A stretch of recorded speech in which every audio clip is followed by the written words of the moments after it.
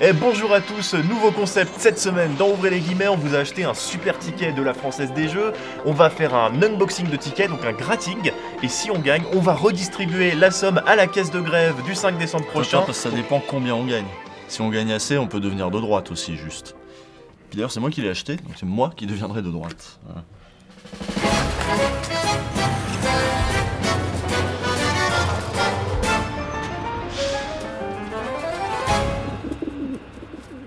Alors, ça y est, vous êtes devenu actionnaire de la Française des Jeux? Vous avez pas vu le petit clip là?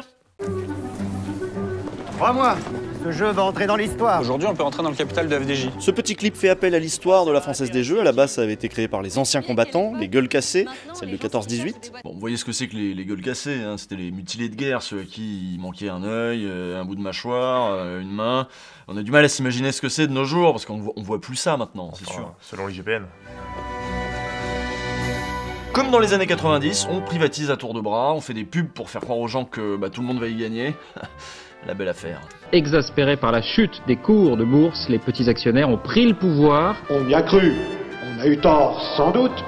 C'est pas pour autant qu'on devait engraisser les cochons. Nicolas Sarkozy avait essayé de privatiser la FDJ, Macron avait essayé alors qu'il n'était que ministre de François Hollande, et on y est, enfin, vos rêves d'actionnariat populaire vont être exaucés. Macron a finalement pu confier la privatisation de ce trésor national à Bruno Le Maire. Est-ce qu'on veut un État qui se contente de toucher des dividendes, ou est-ce qu'on veut un État qui prépare l'avenir des Français ? Un État stratège. Et Bruno Le Maire, quand il s'agit de privatiser des trucs, c'est pas le dernier. Monsieur le maire, c'était quoi votre première privatisation? Le cochon d'Inde de mon fils, qui s'appelle Jackie, le cochon d'Inde. Hein. Et pour la prochaine privatisation, vous pensez à quoi là par exemple comme ça? À ma mère.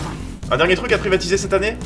Le Pays Basque. Vous connaissez l'émission, vous doutez bien qu'ici on est contre la privatisation de la Française des Jeux. Nous au contraire on voudrait tout nationaliser. Sa mère, Jackie le cochon d'Inde, le Pays Basque. Nationaliser le Pays Basque? Tu veux finir dans un coffre de bagnole, toi? La Française des Jeux, c'est quand même une grosse machine à pognon, donc notre premier réflexe, c'est de se dire, bah non, ça on garde. En plus, il y a plein de problématiques, niveau santé publique, addiction. On fait pas nécessairement confiance au privé pour gérer ça correctement et avec humanité et décence. De toute façon, vous vous en doutez, on a fait des épisodes sur les aéroports, sur la SNCF, sur les hôpitaux. Dès qu'il y a une privatisation, on fait une émission, de toute façon. Oui, mais bon, sauf que les avions, les trains, les hôpitaux, on voit à quoi ça sert. Par contre, les jeux d'argent, est-ce qu'on pourrait pas s'en passer, en fait? Bercy n'entend pas s'en passer. La FDJ rapporte 3,5 milliards rien qu'en taxes. Ajoutez à ça les bénéfices de cette société mixte et vous avez pour l'État une rentrée d'argent sécurisée, qui fluctue peu, au contraire, qui rapporte même de plus en plus chaque année, parce que si les Français sont moins nombreux qu'avant à jouer, ils misent plus d'argent. En étoffant son offre, en développant le marché des tickets à gratter ou des paris sportifs, la Française des Jeux a su ferrer ses clients. Elle les tient bien. On a des petits solitaires, on a des Gaules, on a la même chose. Voilà, on a des bancos, on a des numéros fétiches, on a des blackjack, astro maxi gauche, je savais même pas que ça existait, j'ai pas compris. On a des cash, on a des Vegas, ça c'est super connu ça. On a des Vegas encore, des méga mots croisés. Et on a des millionnaires, voilà. Au revoir, président. Pierre, il faudrait vraiment nous laisser maintenant. Loto, à quel tour? On a tous ce fantasme d'un jour toucher le gros lot et de pouvoir enfin aller voir son patron et lui faire « Edoui, c'est fini, je m'en vais, tu peux recruter Thibaut InShape, Marie Saint-Filtre, là pour les chroniques, je m'en fous. Moi j'ai assez de pognon, maintenant je vais à l'île de Ré, retrouver le vrai héros de la gauche française. »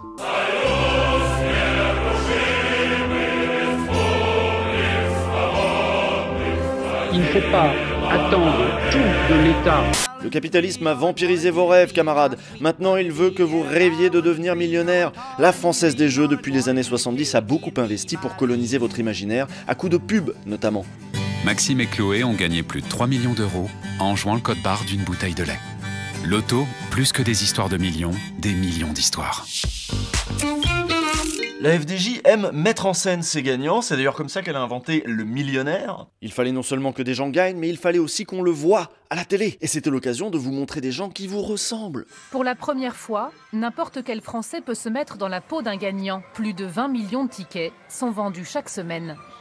C'était la ruée chez les buralistes. Le fait de montrer quelqu'un en train de gagner 1 million donne l'envie de se procurer de ce ticket, donc de l'acheter finalement, et donc de faire augmenter le chiffre d'affaires. Faut pas oublier que c'est un business quand même. Hein. Le rêve du capitaliste, c'est d'abord que vous rêviez comme lui, que vous rêviez de réussite individuelle plutôt que de réussite collective, que vous rêviez de devenir riche Parce que sinon vous allez commencer à avoir envie qu'il y ait plus de riches, qu'on les taxe ou je sais pas quoi, non ce serait malheureux. Non, donc du coup ils vous colonisent votre imaginaire et c'est assez malsain. J'ai dit qu'il était sain dans un pays qu'en effet des jeunes aient cette ambition de pouvoir devenir milliardaires. Et si t'es nul en start-up et que t'attends aucun héritage, bah il te reste le ticket à gratter ou l'euro-million pour entretenir ce rêve. Ouais, parce qu'on sait tous qu'au final, il y a très peu de gagnants. Les gens qui jouent avec leur pognon, en fait, ils entretiennent surtout une fiction. Évidemment, c'est une fiction. D'autres diront c'est une arnaque. Mais en soi, bien sûr, la loterie est toujours une arnaque. Pour 200 € de ticket à gratter, on a gagné 85 € si je ne dis pas de bêtises. C'est clairement nul, hein, on va pas se le cacher. Bah, c'est pas rentable, quoi. C'est une arnaque, ça entretient un rêve de merde qui, même quand il se concrétise, n'est finalement pas si ouf que ça. On le sait parce qu'on a regardé les Pinsons Charlot, qui ont étudié de près des gagnants de la Française des Jeux. Et donc le gagnant sait qu'il va y avoir plein de répliques après un tel séisme. Et donc il a peur. Voilà. Lorsque le gain arrive avec cette importance, de toute façon, ils sont déstabilisés. Il nous explique que dans un premier temps, les gagnants vont faire en sorte que ça ne se sache pas trop, parce qu'ensuite, bah oui, ça va modifier leur relation avec leurs amis, leur famille, avec leur groupe social de manière générale. Ouais, parce qu'un gros gain, ça fait pas directement de vous un vrai riche. Devenir riche, ça se transmet, ça s'apprend. D'ailleurs, c'est tout le sujet du fameux film d'Olivier Barou, Les Tuches. Voici donc le tirage complet de ce mardi. Et ce soir-là, toute notre vie allait changer. Et le 16. Le ketchup.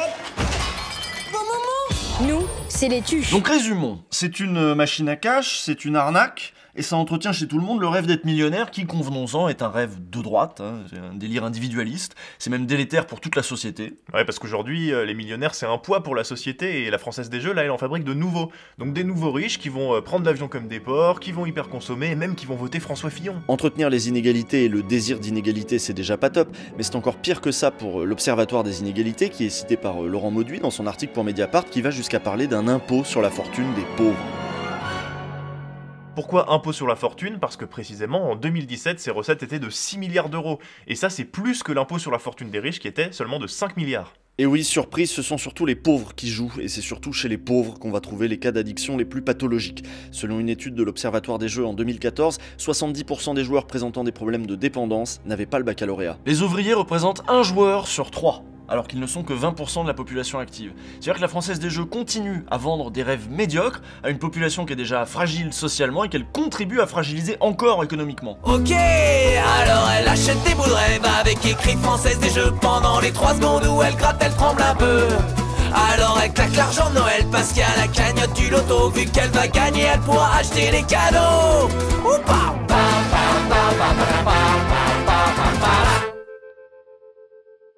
Alors je vous cacherai pas qu'on a quand même un petit désaccord, là, on n'est pas d'accord sur ce qu'il faudrait faire. Ouais, moi je pense qu'il faudrait mieux encadrer la Française des Jeux, qu'il faudrait faire respecter la loi sur l'interdiction du jeu aux mineurs et surtout mieux encadrer les personnes addictes. Oui, alors que moi je pense qu'il faudrait supprimer cette merde. Moi je suis pour qu'on fasse un loto à l'envers, voilà. On file des tickets gratuitement à tous les riches, et puis on en tire un au sort, et celui-là on lui nationalise sa race. Et après il va bosser comme tout le monde. Ça c'est bien ça. En tout cas on est d'accord tous les deux pour dire qu'il faut pas privatiser ça. Déjà que c'est un business assez sale, on va pas en plus filer ça à un comité d'actionnaires qui va continuer à pressurer les pauvres évidemment, mais qui en plus va faire pression sur les députés pour qu'on déréglemente le secteur plus largement, pour qu'ils puissent continuer à faire plus de bénéfices. D'ailleurs ça commence les conneries, on l'apprend dans le canard de cette semaine.